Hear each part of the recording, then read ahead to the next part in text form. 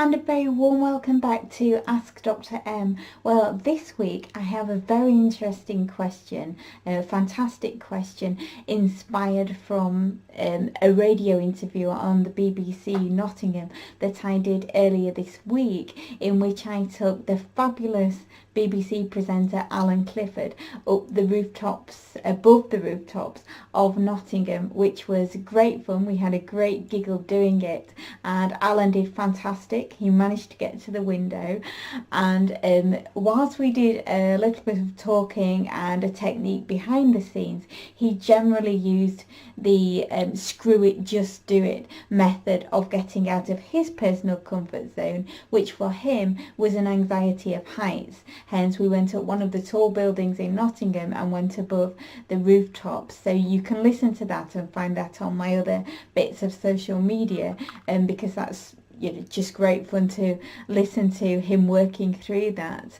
However, it did actually inspire a question I received this week of somebody that actually took inspiration from it and tried to apply this themselves in terms of getting up a high building, up some stairs they needed to go up, because they also have an anxiety of heights. And what myself and Alan discussed really resonated with them, because part of Alan's anxiety was actually feeling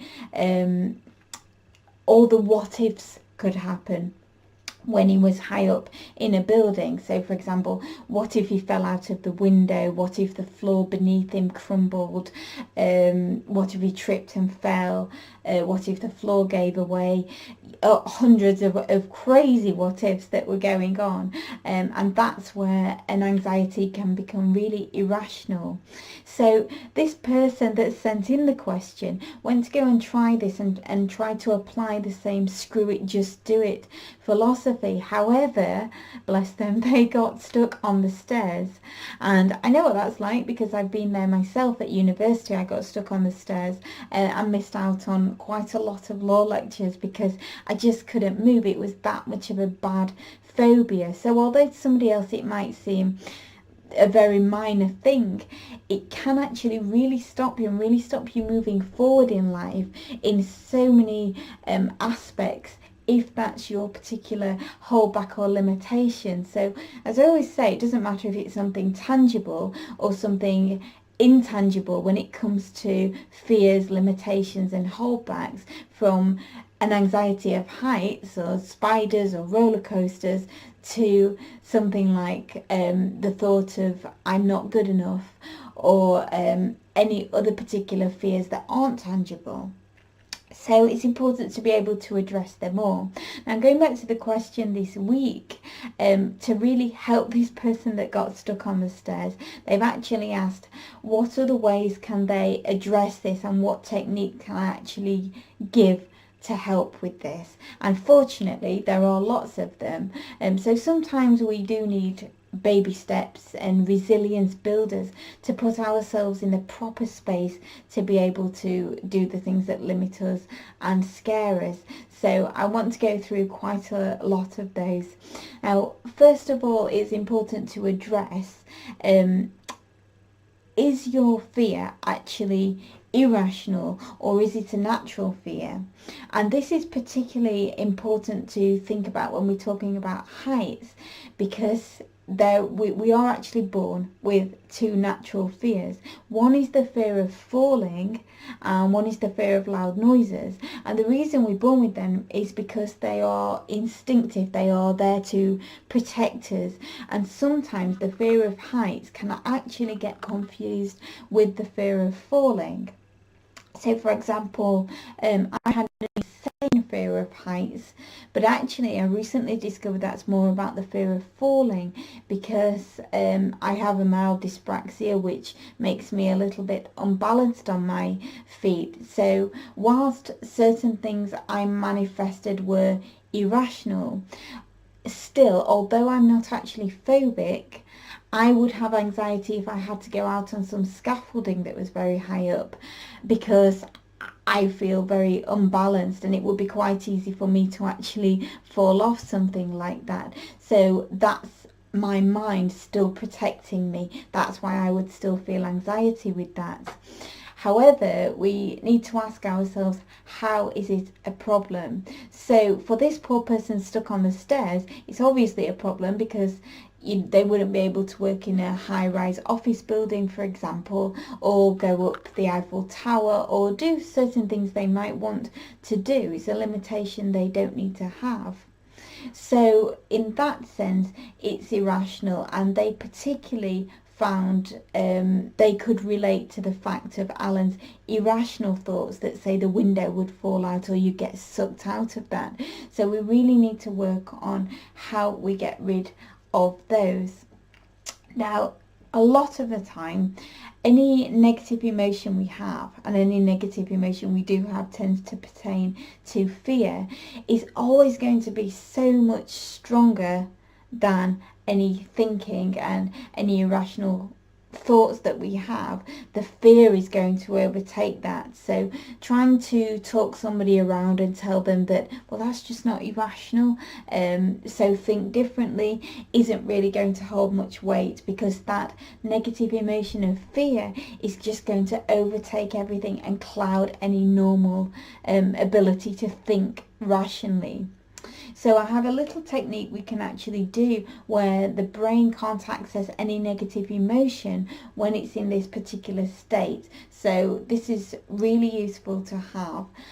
So before you do anything that scares you, it's always best to actually take out 5 minutes and just get into this state.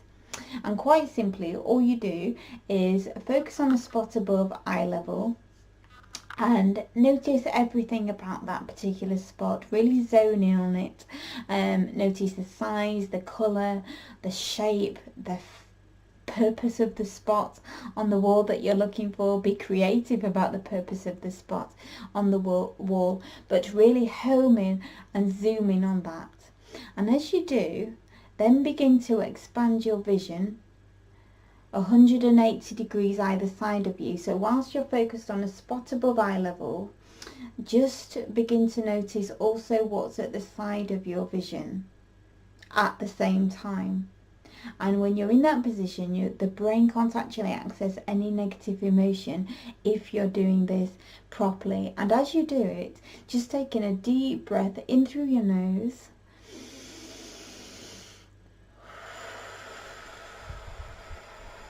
and a long exhale out through your mouth, and just repeat that 3 times, all while you're looking at the spot above eye level, really zoning in on that, at the same time as noticing what's in your peripheral vision at the side of you. And keep breathing in through your nose and out through your mouth. This will just oxygenate your cells, and keep you nice and calm and unable to access any negative emotion. And whilst you're in this state, really think about a time when you just felt so exhilarated, so powerful, and so on top of the world that you could do and achieve anything. Now take some moments to think about that, because it's a really great, powerful state to get yourself into.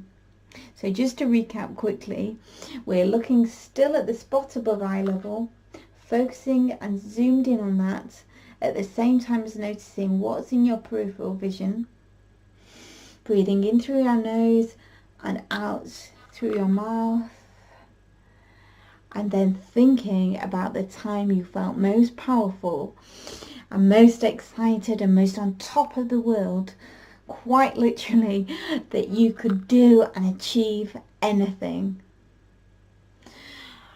And then just take a few minutes in that state, and then just bring your eyes back down to normal eye level, and we can continue talking. So that's one particular very powerful state you can get yourself into and really gear yourself up before you do something. So it just takes off that negative charge, and you can do that as many times as you need to, and with practice you can do that very quickly, so you can get into peripheral vision like that. It's a very easy and simple to do.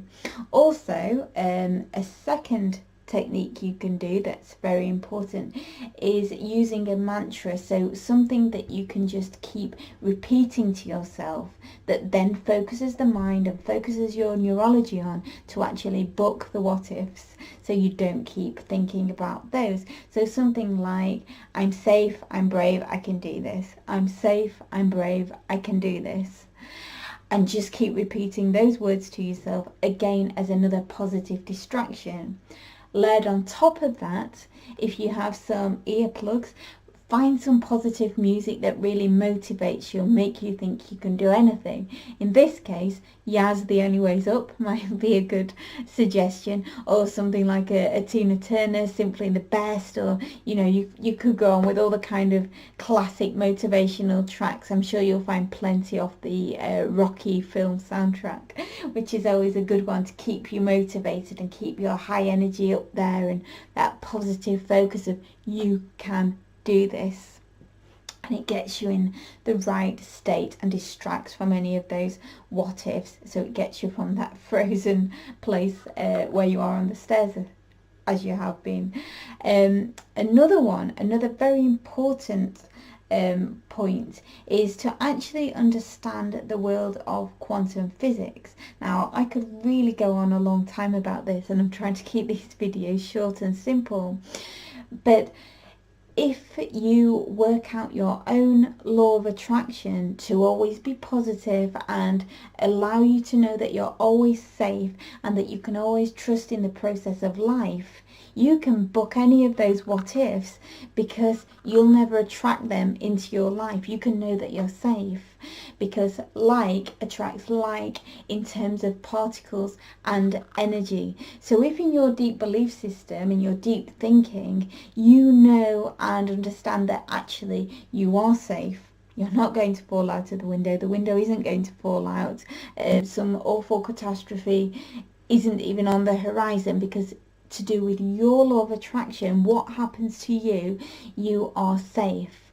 So in line with quantum physics, the intangible, like our deep-seated beliefs, thinking and emotions, go to make up the material world to determine our future.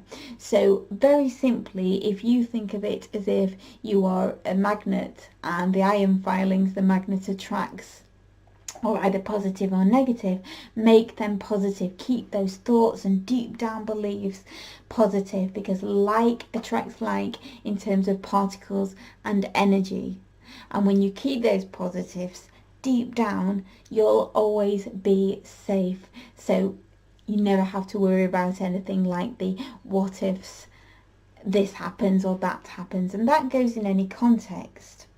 Now, a final one I'll say that is extremely important as well, just to help you get through the what ifs and get you to be able to put yourself in this space in the first place, is to just always give yourself a bigger purpose for actually doing what you're doing. So for example, what I said with Alan, as we were going up in the lift, and I could feel his anxiety, he was getting quite nervous as we were going up, is that you have a bigger purpose for this. Focus on the fact of your professional job, what you're doing as a BBC radio presenter. We're just going up here to actually talk about the book, Out of Your Comfort Zone, and you're coming up to interview me, so keep focused on that, and give yourself that bigger purpose than you and your nerves, that you've got to get up there for some particular reason that's very important to you.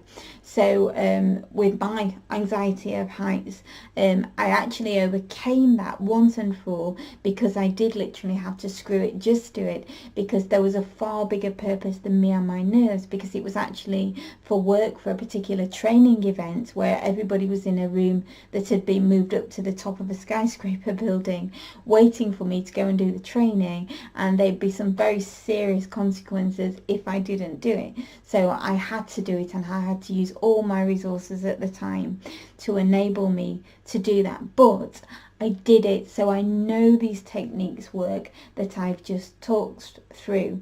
So for the person that sent me in this fantastic question, because it's an amazing points that you've made. And I should also say, absolutely well done for doing what you did and going to attempt to get out of your comfort zone with something that gave you so much anxiety. So absolute full credit to you, and also thank you very much for your question and actually taking the time and effort and guts to actually email me and ask about this and what else you can do, because it's fantastic to think and always know that there's always something you can do about it, whatever it is, whatever anxieties you have, whatever limitations, whatever fears, tangible, intangible, there's always a way forward. And there's the 3 ways. Screw it, just do it. Doesn't work for everyone, but great if you can do it. There's the build up resilience with the baby steps to put yourself in this space. As I said, good warm up makes for a better performance. And then there's a 3rd way, which is my favorite one, is tackling the root causes and ripping out any negative emotion to help you to go forward and achieve anything you want and get everything you can and be everything you want to be. And the book tells you how to do this step by step and makes it all possible for you, even how to determine your future and put what you want in the quantum world of that like attracts like in terms of particles and energy. So I hope you have all those tips. Please go and apply them, and do let me know when you do get to the top of that building. And absolutely well done having a go. And that's it from me today. So again, I say, have a super weekend. Get out of your comfort zone. Go and give things a go. The book's there if you want some help with doing that and you really want to go as far as you can, get anything and achieve anything. But I'm off because I'm going to push my boundaries some more, no doubt, this weekend, doing all kinds of crazy things. So I shall leave it there, and I shall look forward to any more questions and queries that you send me. Take care. Bye.